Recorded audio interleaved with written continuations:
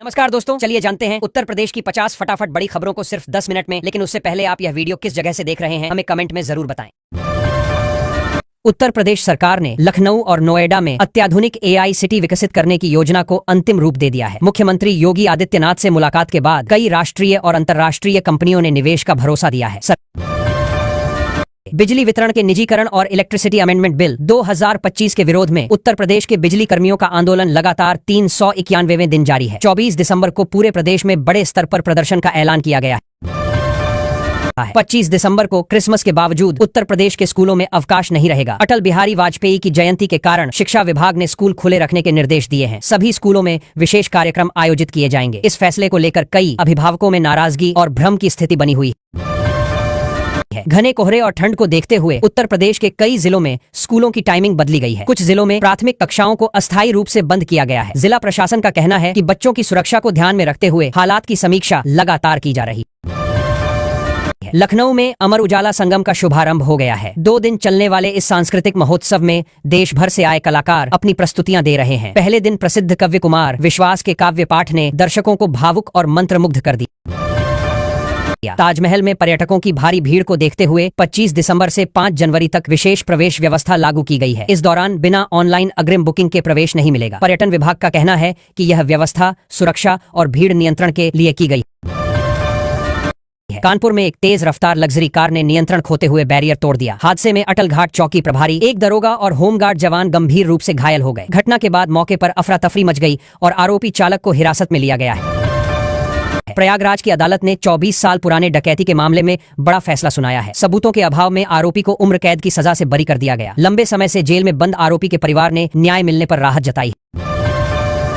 एक निजी स्कूल में कक्षा 2 के छात्र द्वारा कॉपी में हेल्प लिखने का मामला सामने आया है। जांच में खुलासा हुआ कि बच्चे को मानसिक रूप से प्रताड़ित किया जा रहा था। शिक्षा विभाग की जांच के बाद 4 लोगों के खिलाफ रिपोर्ट दर्ज की गई है। दुष्कर्म पीड़िता ने कुलदीप सिंह सेंगर की संभावित रिहाई को लेकर कड़ा विरोध जताया है। पीड़िता ने चेतावनी दी है कि यदि सेंगर जेल से बाहर आया तो वह इंडिया गेट पर धरना देगी। इस बयान के बाद राजनीतिक और सामाजिक हलकों में हलचल तेज हो गई। गौतम बुद्ध नगर की अदालत ने अखलाक हत्याकांड में सरकार द्वारा चार्ज वापस लेने की याचिका को खारिज कर दिया है। कोर्ट के फैसले के बाद अब 14 आरोपियों पर मुकदमा चलेगा। पीड़ित पक्ष ने इसे न्याय की दिशा में अहम कदम बताया है। लखनऊ में सोने और चांदी की कीमतों में तेज उछाल दर्ज किया गया है। 24 कैरेट सोना 38,990 रुपये प्रति 10 ग्राम तक पहुंच गया है। वहीं चांदी की कीमत में लगभग 4,000 रुपये की बढ़ोतरी देखी गई है, जिससे बाजार में हलचल है। पुलिस की बड़ी लापरवाही से 11 साल पहले एक निर्दोष युवक को जेल भेज दिया गया था। अब अदालत के आदेश पर पीड़ित को मुआवजा दिया गया है। इस मामले में तत्कालीन दरोगा की भूमिका पर सवाल उठे हैं और जांच की मांग तेज हो गई है। बदायूं जिले में पुलिस और बदमाशों के बीच मुठभेड़ हुई है। इस दौरान 3 इनामी बदमाश घायल होकर गिरफ्तार किए गए। मुठभेड़ में एक पुलिसकर्मी भी घायल हुआ है। पुलिस के अनुसार आरोपी लंबे समय से गंभीर अपराधों में शामिल थे। मौसम विभाग के अनुसार यूपी में पछुआ हवाओं के कारण अगले 2 दिनों तक कड़ाके की ठंड और घना कोहरा बना रहेगा। न्यूनतम तापमान में और गिरावट की संभावना है। खासकर बुजुर्गों, बच्चों और बीमार लोगों को ठंड से बचाव के लिए सतर्क रहने की चेतावनी दी गई। पूर्व मंत्री अशोक कटारिया ने विपक्ष पर तीखा हमला करते हुए कहा कि उन्हें RSS पर टिप्पणी करने में कोई शर्म नहीं आती। उनके इस बयान से राजनीतिक विवाद खड़ा हो गया है और विपक्ष ने भी पलटवार शुरू कर दिया है। कानपुर के ग्रामीण इलाके में भेड़िए के हमले से दहशत फैल गई है। भेड़िया एक बच्चे को मां की गोद से छीन कर ले गया। घटना के बाद वन विभाग और पुलिस की टीमें इलाके में सर्च ऑपरेशन चला रही हैं। वाराणसी में एक सनसनीखेज हत्या का खुलासा हुआ है। आरोपी पति ने पहचान छिपाने के लिए पत्नी की हत्या कर दी थी। पुलिस ने महिला के शरीर पर बने टैटू के जरिए उसकी पहचान की और आरोपी को गिरफ्तार कर लिया। नोएडा में सड़क पर चलती BMW कार में अचानक आग लग गई। आग लगते ही ड्राइवर ने कूदकर अपनी जान बचाई। कुछ ही मिनटों में कार पूरी तरह जल गई। दमकल विभाग ने मौके पर पहुंचकर आग पर काबू पाया। गाजियाबाद में हिट एंड रन की दर्दनाक घटना सामने आई है। एक व्यक्ति की मौके पर मौत हो गई। बेटे की मौत की खबर सुनते ही उसकी मां को दिल का दौरा पड़ा। आरोपी चालक फरार है। पुलिस उसकी तलाश कर रही है। उत्तर प्रदेश के कई जिलों में घने कोहरे के कारण आम जनजीवन प्रभावित हो गया है। ट्रेनें और बसें देरी से चल रही हैं। प्रशासन ने लोगों से अपील की है कि अनावश्यक यात्रा से बचें और वाहन चलाते समय सावधानी बरतें। उत्तर प्रदेश में ठंड ने अपना असर दिखाना शुरू कर दिया है। करीब 20 जिलों में घना कोहरा और कोल्ड डे का अलर्ट जारी किया गया है। कई इलाकों में दृश्यता बेहद कम हो गई है, जिससे सड़क और रेल यातायात प्रभावित हुआ है। प्रशासन ने लोगों को सावधानी बरतने की सलाह दी है। लोगों को प्रशासन ने योगी सरकार ने बड़ा फैसला लिया है कि अब सरकारी योजनाओं में जो प्लॉट और फ्लैट खाली पड़े हैं उन्हें सस्ते दामों पर दिया जाएगा। इससे मध्यम और गरीब वर्ग को काफी राहत मिलेगी। सरकार का कहना है कि इससे आवास योजनाओं की रफ्तार भी बढ़ेगी और लोगों को अपने घर का सपना पूरा करने का मौका मिलेगा।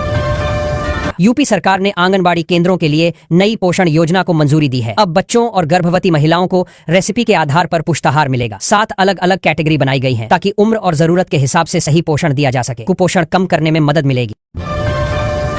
योगी कैबिनेट ने वाराणसी में 75 एकड़ में वस्त्र और परिधान पार्क बनाने का फैसला किया है। सरकार का मानना है कि इससे स्थानीय लोगों को रोजगार मिलेगा और टेक्सटाइल सेक्टर को बढ़ावा मिलेगा। खासकर पूर्वांचल के युवाओं के लिए यह एक बड़ा मौका माना जा रहा है। लखनऊ के पीजीआई में क्वाटनरी सेंटर के लिए सरकार ने 120 करोड़ रुपए मंजूर किए हैं। इससे गंभीर बीमारियों के इलाज की सुविधाएं और बेहतर होंगी। अब मरीजों को बड़े इलाज के लिए बाहर नहीं जाना पड़ेगा और अत्याधुनिक इलाज यही मिल सकेगा। कस्तूरबा गांधी बालिका विद्यालयों में पढ़ाई का तरीका बदला जा रहा है। अब विज्ञान और गणित को लर्निंग बाय डूइंग के जरिए पढ़ाया जाएगा। मतलब बच्चों को सिर्फ किताबें नहीं रटाई जाएंगी बल्कि प्रयोग और गतिविधियों के जरिए समझाया जाएगा। अब यूपी बोर्ड परीक्षाओं में केवल छात्रों की ही नहीं बल्कि परीक्षकों की पहचान भी पूरी तरह सुरक्षित रहेगी। इसके लिए नई व्यवस्था लागू की जा रही है ताकि पेपर जांच में पारदर्शिता बनी रहे और किसी तरह की गड़बड़ी न हो। यूपी पुलिस भर्ती 2025 के लिए आवेदन प्रक्रिया शुरू हो गई है। सब इंस्पेक्टर और सहायक सब इंस्पेक्टर के पदों पर भर्ती की जाएगी। युवा लंबे समय से इसका इंतजार कर रहे थे। सरकार का कहना है कि भर्ती प्रक्रिया पूरी तरह पारदर्शी रखी जाएगी। अग्निवीर रैली में वाराणसी परिक्षेत्र के करीब 2900 अभ्यर्थियों ने सफलता हासिल की है। चयनित युवाओं में काफी उत्साह है। परिवार वालों का कहना है कि मेहनत रंग लाई और अब देश सेवा का सपना पूरा होने जा रहा है। योगी सरकार ने मदरसा शिक्षकों से जुड़ा पुराना विधेयक रद्द कर दिया है। यह विधेयक अखिलेश सरकार के समय पास हुआ था। सरकार का कहना है कि नई शिक्षा नीति के हिसाब से फैसले लिए जा रहे हैं। भारत रत्न चौधरी चरण सिंह की जयंती पर उन्हें याद करते हुए लोगों ने कहा कि वे किसानों की सच्ची आवाज थे। उन्होंने हमेशा गांव, किसान और खेती के हित में काम किया। आज भी उनकी नीतियों की चर्चा होती है। यूपी के कई जिलों में भीषण ठंड और कोहरे की वजह से कक्षा 5 तक के स्कूलों में छुट्टी कर दी गई है। हालांकि शिक्षकों को स्कूल बुलाया जा रहा है। प्रशासन का कहना है कि बच्चों की सेहत को देखते हुए यह फैसला लिया गया है। मिर्जापुर और सोनभद्र के बाद अब एक और जिले में स्कूलों की छुट्टी घोषित की गई है। डीएम ने आदेश जारी कर कक्षा 5 तक के स्कूल बंद रखने को कहा है। ठंड और कोहरे से बच्चों को बचाने के लिए यह कदम उठाया गया है। प्रदेश के कई जिलों में आज भी स्कूल बंद हैं और कुछ जगहों पर स्कूल का समय बदला गया है। प्रशासन ने साफ कहा है कि हालात सामान्य होने तक बच्चों की सुरक्षा को प्राथमिकता दी जाएगी। यूपी में मौसम ने लोगों की मुश्किलें बढ़ा दी हैं। नोएडा से लखनऊ तक ठंड, कोहरा और शीतलहर का असर जारी है। मौसम विभाग का कहना है कि अभी राहत मिलने में कुछ दिन लग सकते हैं। यूपी और बिहार के 29 जिलों में मौसम को लेकर अलर्ट जारी किया गया है। कोहरा, ठंडी हवाएं और गलन बनी रहेगी। लोगों को सुबह और रात के समय खास सावधानी बरतने की सलाह दी गई है। पूर्वांचल के इलाकों खासकर वाराणसी में घना कोहरा और तेज गलन देखी जा रही है। तापमान 8 डिग्री के आसपास पहुंच गया है। लोग अलाव का सहारा ले रहे हैं और सड़कों पर आवाजाही भी प्रभावित हो रही है। योगी सरकार आज विधानसभा में अनुपूरक बजट पेश करेगी। इस बजट से कई अहम विकास परियोजनाओं को गति मिलने की उम्मीद है। इसमें बुनियादी ढांचा, शिक्षा, स्वास्थ्य और रोजगार से जुड़ी योजनाओं के लिए अतिरिक्त धन का प्रावधान किया जा सकता है। सरकार का फोकस अधूरी योजनाओं को तेजी से पूरा करने पर रहेगा। डायलिसिस सुविधा की कमी से मरीजों को भारी परेशानी का सामना करना पड़ रहा है। अस्पतालों में करीब 80 मरीज वेटिंग में हैं। समय पर इलाज न मिलने से मरीजों और उनके परिजनों की चिंता बढ़ गई है। स्वास्थ्य विभाग से जल्द व्यवस्था सुधारने की मांग की जा रही है। एक मजदूर की मौत के बाद परिजनों ने शव को 10 घंटे तक दरवाजे पर रखकर विरोध प्रदर्शन किया। परिजनों का आरोप है कि लापरवाही के कारण मौत हुई। घटना की सूचना मिलने पर पुलिस मौके पर पहुंची और जांच का आश्वासन देकर लोगों को शांत कराया। कार्रवाई की मांग को लेकर स्कूली बच्चों ने ठोरी मोड़ पर सड़क जाम कर दिया। करीब 5 घंटे तक धरना चलता रहा, जिससे यातायात बाधित हुआ। बच्चों और अभिभावकों का आरोप है कि संबंधित मामले में प्रशासन कोई ठोस कदम नहीं उठा रहा, इसलिए वे मजबूर होकर प्रदर्शन कर रहे हैं। अलीगढ़ में एक युवक को कुत्ते ने काट लिया, जिसके 14 घंटे बाद ही रेबीज के लक्षण दिखने लगे। युवक की हालत बिगड़ने पर उसने परिजनों पर हमला करने की कोशिश की। समय पर इलाज न मिलने को लेकर स्वास्थ्य व्यवस्था पर गंभीर सवाल उठ रहे हैं। लव मैरिज करने वाले पति पत्नी की बाथरूम में संदिग्ध हालत में लाश मिली। शुरुआती जांच में गैस गीजर से दम घुटने की आशंका जताई जा रही है। पुलिस ने शवों को पोस्टमार्टम के लिए भेज दिया है और मामले की गहराई से जांच की जा रही है। माघ मेले के मद्देनजर रेलवे 1 जनवरी से रिंग रेल सेवा शुरू करेगा। इससे श्रद्धालुओं को संगम और आसपास के क्षेत्रों तक पहुंचने में सुविधा होगी। रेलवे प्रशासन का उद्देश्य भीड़ प्रबंधन और यात्रियों को सुगम यात्रा उपलब्ध कराना है।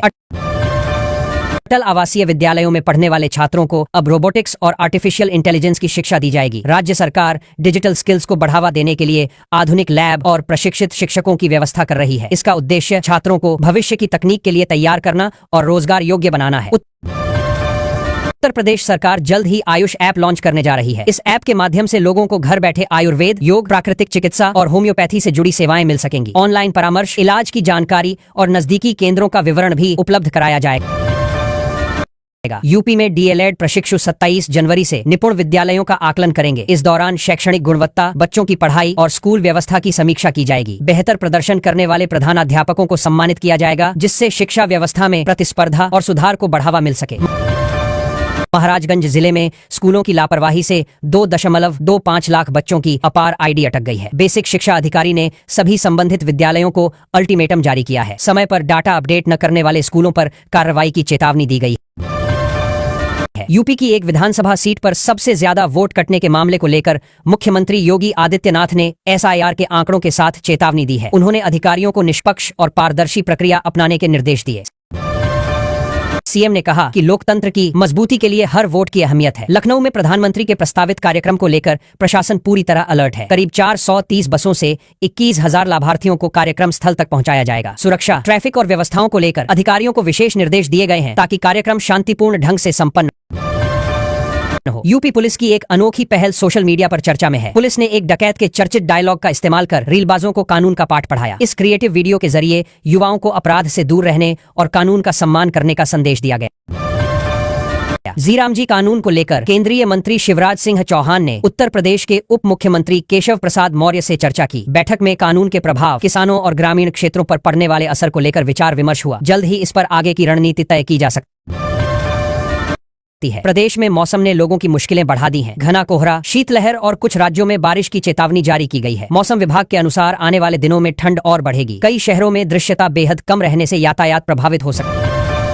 है। यूपी में पिछले कई दिनों से धुंध और शीतलहर का प्रकोप जारी है। ठंडी हवाओं के चलते लोग कंपकंपाने पाने को मजबूर हैं। मौसम विभाग ने अगले 10 दिनों तक राहत न मिलने की संभावना जताई है। बुजुर्गों और बच्चों को विशेष सावधानी बरतने की सलाह दी गई है। एक सरकारी स्कूल में 1000 छात्रों के नामांकन का दावा किया गया, लेकिन निरीक्षण के दौरान केवल 50 बच्चे ही उपस्थित मिले। इस मामले ने शिक्षा विभाग की कार्यप्रणाली पर सवाल खड़े कर दिए हैं। अधिकारियों ने जांच के आदेश दिए हैं और दोषियों पर कार्रवाई की बात कही है।